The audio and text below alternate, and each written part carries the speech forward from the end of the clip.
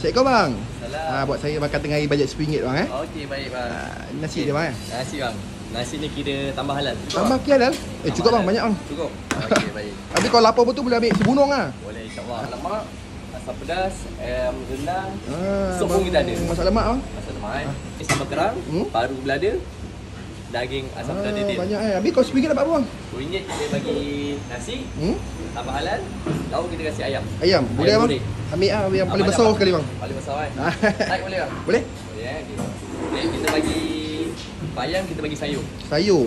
Habis kat tangan sayur? Tak makan sayur kita boleh tukar telur masin. Telur lah, abang ambil sayur toge dah bang. Toge boleh Okey. Lauk seawal pukul 8 pagi dah penuh. Oh 8 pagi dah naik lauk banyak macam ni dah bang Betul. Okey baik. So macam ni RM10?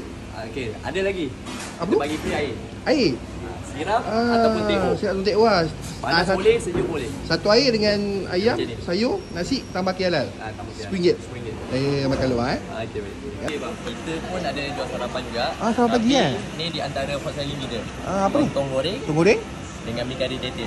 Okey baik. Okey, kalau abang ambil lontong goreng dengan lauk, dengan lauk goreng, paru, kerang, kita bagi free air. Free air Sama juga mi kari tetel, dapat free air juga. Nak sejuk boleh, nak panas boleh lah. So, habis dia ni ada tempoh promosi ke bang? InsyaAllah sampai Raya Haji. Dari saya, abang boleh search Selera Suci Murni ataupun nak senang kita bersebelahan dengan Masjid Al-Azim ataupun belakang Jaim Jama'i. Untuk hari Ahad, kita buka dari 7 pagi hingga 4 petang. 7 pagi 4 petang Macam tu semua ni tadi saya makan tu bang Okey, terima kasih. Terima kasih.